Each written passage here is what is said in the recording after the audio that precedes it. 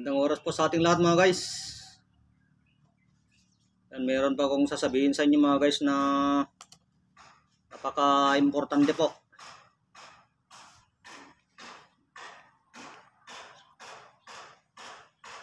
Kaya napaka-swerte po yung mga nanonood sa atin lagi sa ating YouTube, sa aking YouTube channel mga guys.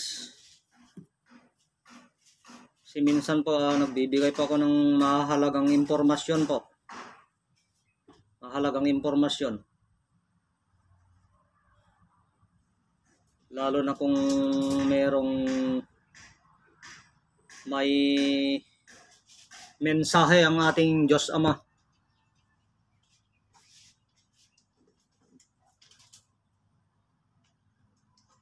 Pero yung mensahe na yun ay galing po sa aking kaibigan yun mga guys, na pinili niya mga guys. Kasi meron po kasi yung mga taong pinili. Gaya sa panggagamot, may pinili ang ating Diyos Ama, may nag-aral, may tumanggap. Yan. Kahit pinili niya tayo mga guys, kung ayaw nating isagawa, ay walang magagawa ang ating Diyos Ama.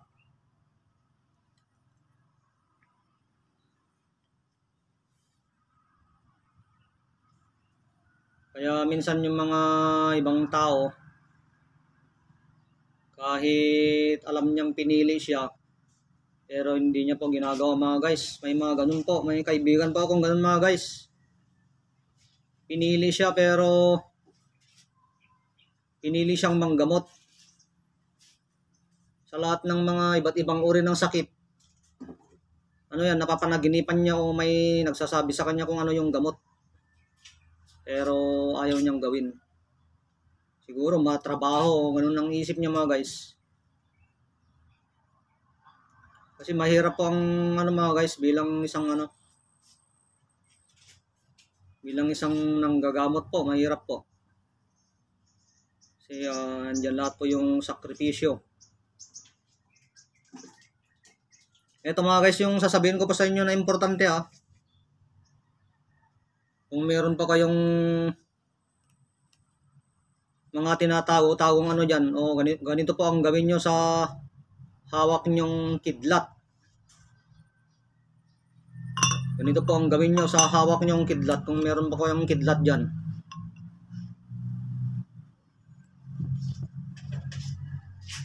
Yan, tumama to sa puno, puno ng nyog. Patay yung puno ng nyog mga guys, patay. Yan pangil yan super original yan.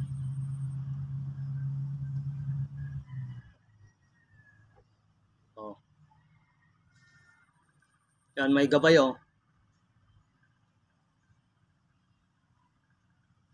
Parang si Pong Nazareno.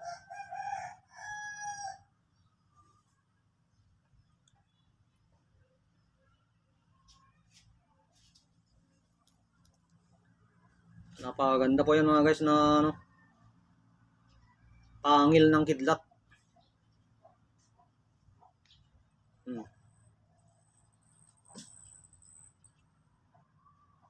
Ganito po gawin nyo mga guys. Sa umaga bago kayo kumain ng almusal, kuha kayo ng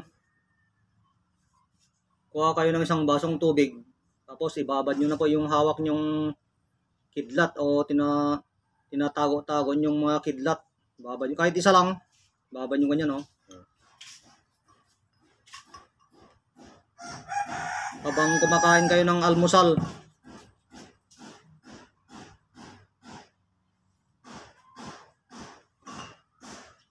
Ganun din kapag meron kayong mga mga guys, may mga mutya kayo, o kung may kidlat kayo, yan. Yung mga nagtatanong sa akin ng kidlat mga guys, ano po ito matataas po yung limos po nito. Hindi po basta-basta makahanap ng kidlat mga guys. Bakit napakataas naman yan? Ganun kayo Hindi po natin pinupulot ito mga guys. Hindi po natin pinupulot. Napakahirap po magkaroon ng original na kidlat mga guys. Sabihin ko po sa inyo. Pinaghirapan po yan.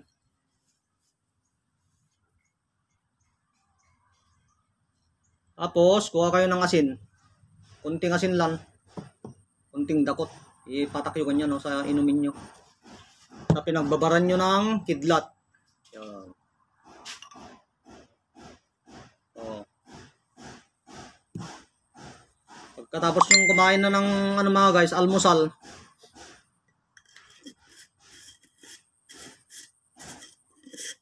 Pagkatapos nyong kumain ng almusal mga guys,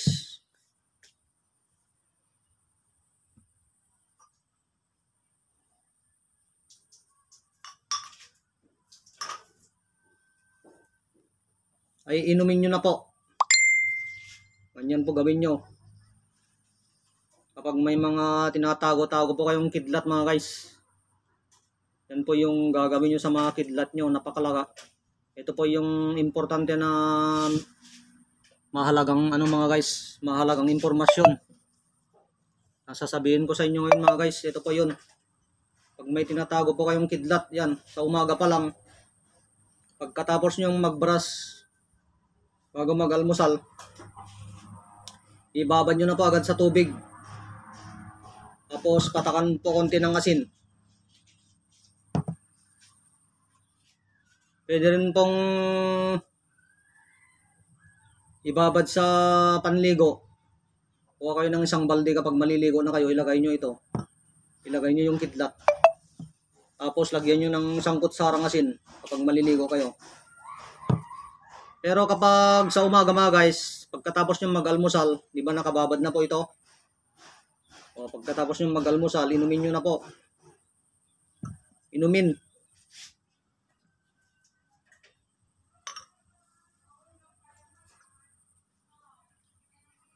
Pinatay niya po yung puno ng nyog. Ito mga guys, pinatay niya.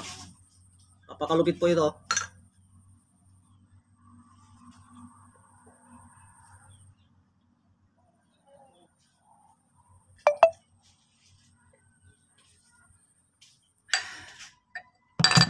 Nagbibigay ito ng ano mga guys kapag araw-arawin nyo pong gawin. Nagbibigay ng liksi, bilis, lakas sa ating katawan. Liksi, bilis, lakas sa ating katawan mga guys. Ganyan po gawin nyo sa mga kidlat nyo pong tinatago-tago nyo po. Siyempre kapag galing sa ibang tao, o matagal nyo na pong tinatago-tago, ano nyo muna, kuha kayo ng scrub ng yung scrub ng pantalon. Pagbaras ba? Tapos lagyan nyo ng liquid na sabon, liquid. Pwedeng safeguard liquid. Ganyan nyo. O yung panghugas ng pinggan mga guys. Lagyan nyo ng konting tubig, sabay brush hanggang malinis na malinis. Brasan nyo mabuti. Tapos banlawan ng malinis na tubig, brasan nyo na naman mabuti. Yan mga guys. Tapos kuha kayo ng asin. Ganyan nyo. Tapos banlawan na naman ng malinis na tubig.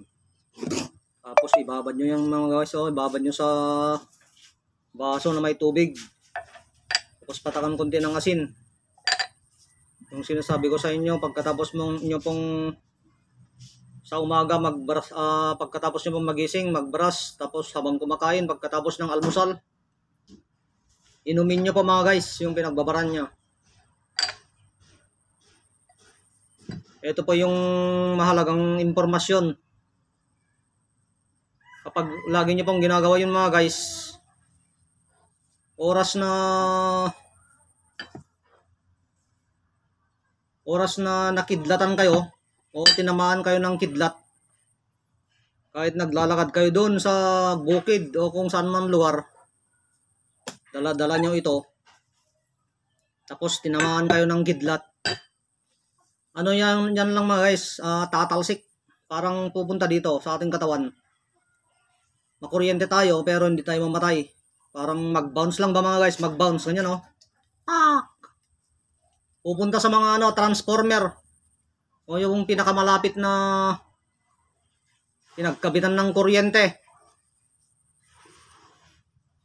O sa mga puno na matataas. Diyan tatama mga guys. Diyan tatama. Kasi nangyari yan sa kaibigan ni Commander Keroben. Nangyari sa kaibigan niya mga guys. Ano nang ginagawa niya sa kanyang kidlat? Iniinom niya sa umaga. Tapos nung naglalakad siya mga guys daw, tinamaan siya ng kidlat. Tinamaan siya. Nakuryente siya. Pero hindi siya namatay. Nag-bounce lang yung kuryente mga guys. Kuryente siya ganyan. Nag-bounce lang yung kuryente. Pumunta sa sa transformer mga guys. Pumutok yung transformer na pinakamalapit sa kanya. Ganun ang nangyari mga guys. Yun po yung mahalagang impormasyon na sasabihin ko po sa inyo. Nangyari yan sa kaibigan ni Commander Keroben. Siya mismo yung nagkwento.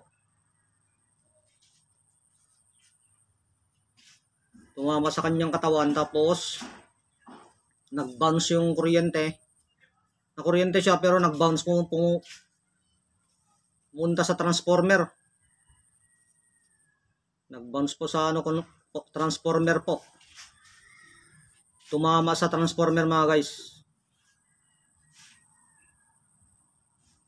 O kung walang transformer sa tatama yan sa mga pinakamatataas na puno. Bale, papasok sa ating katawan pero mag-bounce lang siya, mag-bounce. Ganyan, no? Parang makuryente tayo. Kasi nakuryente siya eh. Tapos hindi siya namatay, nag-bounce lang pa, nag-bounce. Tumama sa transformer, pumutok po. Yan mga guys, yung magandang importanteng impormasyon na sasabihin ko po sa inyo. Kapag may mga kidlat po kayo, ibabad nyo po, inumin nyo po lagi. Yan mga guys, napakalupit po ito. Sa bilis, liksi, lakas sa ating katawan. Yan po yung naibibigay niya. Saka pwede rin itong kapag nanggagamot po tayo, pwede rin ibabad sa tubig. Ilagay nyo sa ganito mga guys oh. Yan, punuin nyo yan.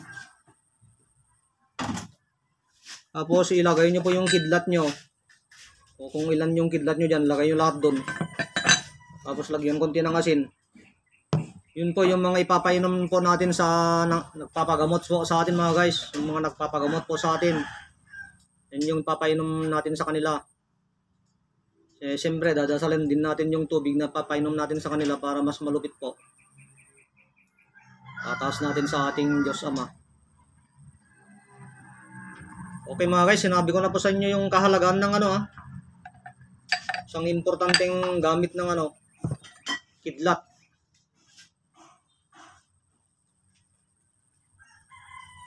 Okay mga guys, maraming salamat po sa inyong lahat mga guys. Yung number ko pala sa TM 0905-7547-588 0905-7547-588. Yung smart po natin 0999-9764-517 0999-9764-517. Yan po yung smart natin mga guys.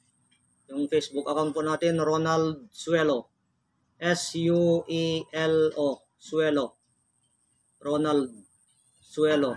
Yung may nakasulat po na Jesus Christ sa tabi ng profile picture ko po.